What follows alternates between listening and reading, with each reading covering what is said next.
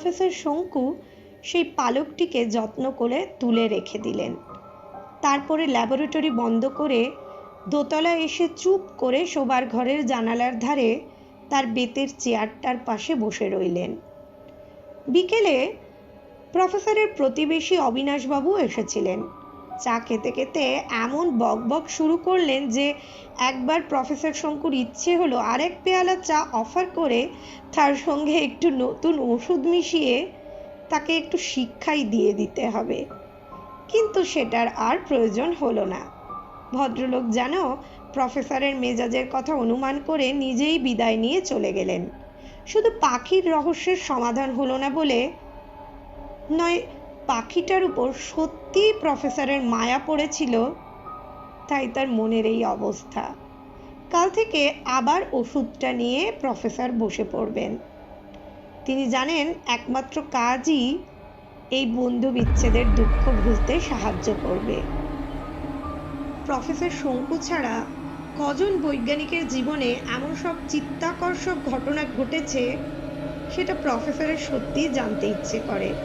কদিন থেকে বৃষ্টি হবার ফলে একটু ঠান্ডা পড়েছিল।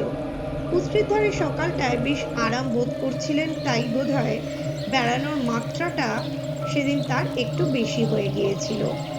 বাড়ি যখন ফিরছেন তখন প্রায় 7টা বাজে। প্রহ্লাদের তখনও বাজার থেকে ফেরার কথা নয়, তাই বাড়ির কাছাকাছি এসে সদর দরজাটা খোলা দেখে মনে কেমন জানি খটকা লাগলো। তাড়াতাড়ি এগিয়ে গিয়েই বুঝতে পারলেন যে তালাটা স্বাভাবিকভাবে খোলা হয়নি, কোনো বৈজ্ঞানিক উপায়ে উত্তাপের সাহায্যে গলিয়ে সেটাকে খোলা হয়েছে। প্রফেসরের বুকের ভেতরটা ধড়াস করে উঠল। দৌড়ে বাড়ির ভেতর গিয়ে প্রথমেই চোখ পড়ল নিউটনকে। সে বৈঠকখানার এক কোণে সজারুর মতো লোম খাড়া করে দাঁড়িয়ে আছে। নিউটনের এমন সন্ত্রস্ত ভাব প্রফেসর শঙ্কু আর কোনো দিন দেখেছে বলে মনে করতে পারেন না। আবার একটা শব্দ শুনতে পেলেন তার ল্যাবরেটরির দিক থেকে। কে যেন প্রফেসর শঙ্কুর জিনিসপত্র নিয়ে ঘাটাঘাটি করছে। তিনি ঊর্ধ্বশ্বাসে ছুটে গিয়ে ল্যাবরেটরিতে ঢুকেই এক আশ্চর্য দৃশ্য দেখতে পেলেন। তার ফ্ল্যাক্স, রিটার্ট, টেস্ট টিউব ইত্যাদি গবেষণার যাবতীয় সরঞ্জাম সব চারিদিকে ছড়ানো, আলমারি খোলা, বইপত্র সব ধুলোয় লুটোপুটি। ওষুধের বোতল খোলা অবস্থায় টেবিলে পড়ে তার থেকে ওষুধ বেরিয়ে টেবিলের গা বেয়ে চুইয়ে টপ টপ করে মেঝেতে পড়ছে। পর মুহূর্তেই আর একটা দৃশ্য চোখে পড়ল। প্রফেসরের এক গোছা নোটসের খাতা শূন্যে এদিক ওদিক ঘোরাফেরা করতে করতে হঠাৎ জানলার দিকে উড়ে গেল। জানালার শিকগুলোকে গলিয়ে খুলে ফেলা হয়েছে। প্রফেসর কয়েক সেকেন্ড হতভম্ব থেকে তারপর সংবিত ফিরে পেয়ে এক লাফে তার জিনিসপত্র ডিঙিয়ে জানালার কাছে গিয়ে প্রফেসরের খাতাগুলোর উপর ঝাঁপিয়ে পড়লেন। তারপর এক বিচিত্র যুদ্ধ। কোনো এক অদৃশ্য ডাকাতের সঙ্গে চলল প্রফেসরের ধস্তাধস্তি। লোকটা তেমন জোয়ান নয়। সে অদৃশ্য হওয়াতে তার সঙ্গে যুঝতে প্রফেসর শঙ্কুর বেশ বেগ পেতে হলো, কিন্তু তিনিও ছাড়বার পাত্র নন। ওই খাতাগুলি তার প্রাণ। ওতে রয়েছে প্রফেসরের 40 বছরের বৈজ্ঞানিক জীবনের সমস্ত ফলাফল। মরিয়া হয়ে শরীরের সমস্ত বল প্রয়োগ করে বেপরোয়া কিল ঘুষি লাথি মেরে খাতাগুলো উদ্ধার করবার পর মুহূর্তেই লোকটা জানালা টপকিয়ে বাইরের বাগানে গিয়ে পড়ল। প্রফেসর কোনো মতে জানলার কাছে গিয়ে মুখ বাড়িয়ে দেখলেন বাগানের ঘাসের উপর দিয়ে একটা পায়ের ছাপ পাঁচিলের দিকে এগিয়ে চলেছে। তারপর কানে এলো এক পরিচিত পাখির কণ্ঠস্বর ও ডানার ঝটপটানি। পূর্ব দিকের পাঁচিল বেয়ে উঠে তখন লোকটা পালাবার চেষ্টা করছে, কারণ পাঁচিলের গায়ের ফাটল থেকে যে অসত্যের চারা বেরিয়েছিল সেটা চোখের সামনে ছিন্ন বিচ্ছিন্ন হয়ে গেল। আর সেই সময় শুনলেন এক মানুষের গলার আর্তনাদ। এ গলা প্রফেসরের চেনা গলা। এ গলা প্রফেসর গজানন তরফদারের। অদৃশ্য ম্যাকাও অদৃশ্য প্রফেসর তরফদারকে আক্রমণ করেছে। পাঁচিলের গা বেয়ে রক্তের ধারা নেমে আসছে বাগানের ঘাসের দিকে। তারপর শব্দ হলো ধূপ। প্রফেসর তরফদার পাঁচিল টপকিয়ে ওপাশের জমিতে পড়েছেন। তারপর সব শেষে পলায়মান পায়ের শব্দ। প্রফেসর শঙ্কু জানলার পাশের চেয়ারটায় ক্লান্তভাবে বসে পড়লেন। বুকে হাত দিয়ে বুঝলেন হৃদস্পন্দন রীতিমতো বেড়ে গেছে। এইবারে একটা ঠং শব্দ শুনে মাথা তুলে দেখলেন ম্যাকাওয়ের দাঁড়টা ঈষৎ কম্পমান। বাবাজি ফিরে এসেছেন। বুয়েনা দিয়া, বুয়েনা দিয়া, গুড মর্নিং। ব্যাপার কি? ফিরেছি, ফিরেছি। সে তো দেখতেই পাচ্ছি, থুড়ি শুনতে পাচ্ছি। চোর চোর, জোর চোর, জোর চোর, জোর চোর। কে? তরফদার। তাকে তুমি চিনলে কিভাবে? ম্যাকাও যা বলল তাতে এক আশ্চর্য কাহিনী প্রকাশ পেল। তরফদার গিয়েছিলেন ব্রাজিলে। সেখানে এক সার্কাস থেকে এই পাখিটি তিনি নিয়ে আসেন, তাও চুরি করে। 17টি বিদেশি ভাষা জানা, অলৌকিক স্মৃতিশক্তি সম্পন্ন এই ম্যাকাওটিকে নিয়ে সেই সার্কাসে খেলা দেখাতো এক বাজিকর। কাজেই তার বুদ্ধি ও বাকশক্তির ব্যাপারে তরফদারের কোনো কৃতিত্ব নেই, যদিও ম্যাকাও বাংলা শিখেছে তরফদারের কাছে।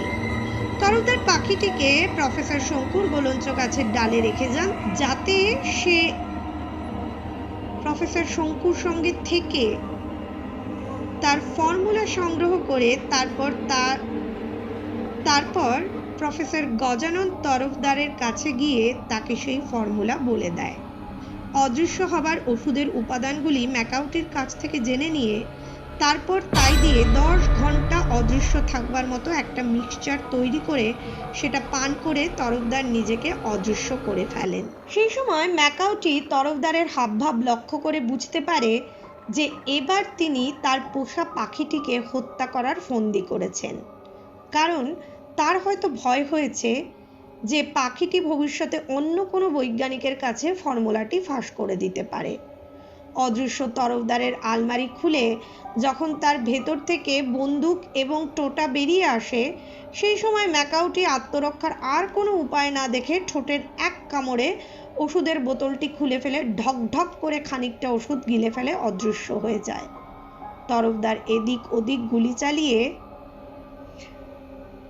ঘরের দেয়াল ক্ষতবিক্ষত করা ছাড়া আর কিছুই করতে পারেননি। তারপর সেই অদৃশ্য অবস্থাতেই গাড়ি চালিয়ে তরফদার হাজারিবাগ থেকে গিরিডি চলে আসেন।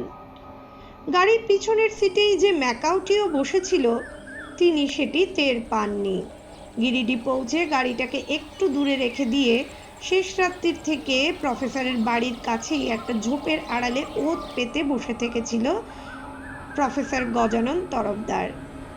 এবং প্রফেসর শঙ্কু ও প্রহ্লাদ বাড়ি থেকে বেরিয়ে গেলে ডাকাতির তোড়জোড় শুরু করেন তিনি। ডাকাতির সময়ে ম্যাকাওটি বাইরে গোলঞ্চ গাছেই ছিল। তারপর যখনই গজানন তরফদার বেরোলেন, তখনই ম্যাকাও তাকে ধরে ফেলল।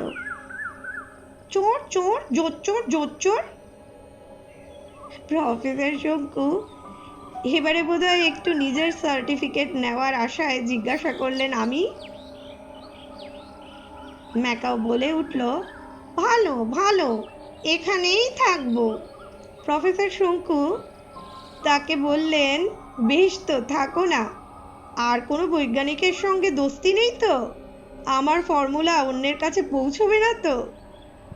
ম্যাকাও কিন্তু আবার সেইভাবে অট্টহাস্য করল। ওষুধ কটায় খেয়েছো? রাত 10টা। প্রফেসর শঙ্কু বললেন, বটে, এখন তো 8টা বাজে, 10 ঘন্টা তো হয়ে এলো। তা তো বটেই, হ্যাঁ হ্যাঁ হ্যাঁ হ্যাঁ। সেই হাসির সঙ্গে সঙ্গেই প্রফেসর শঙ্কু দেখতে পেলেন তার ঘরটা আস্তে আস্তে আলো হয়ে উঠল। সূর্যের আলো নয়, ম্যাকাওয়ের বহু বিচিত্র পালকের চোখ ঝলসানো রঙের আলোয় প্রফেসর শঙ্কুর ল্যাবরেটরির চেহারা ফিরে গেল। প্রফেসর শঙ্কু তার খাতাগুলো ঝাড়তে ঝাড়তে চেয়ার থেকে উঠে পড়ে ম্যাকাওটার মাথায় হাত বুলিয়ে বললেন, থ্যাংক ইউ। ম্যাকাও বলে উঠল, গ্রাজিয়া গ্রাজিয়া। বন্ধুরা, তোমরা এই দুদিন ধরে শুনলে গল্প আসনে প্রফেসর শঙ্কু ও ম্যাকাও।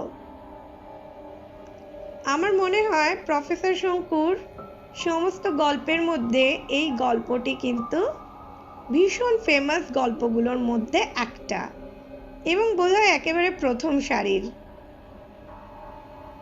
তোমাদের কেমন লাগলো জানাতে ভুলো না। আশিক চা, এই গল্পটা তোমার কেমন লেগেছে?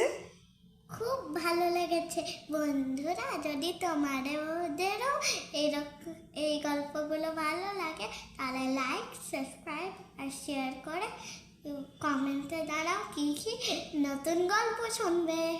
ঠিক, তাড়াতাড়ি জানাও আমাদের কি কি নতুন গল্প শুনবে।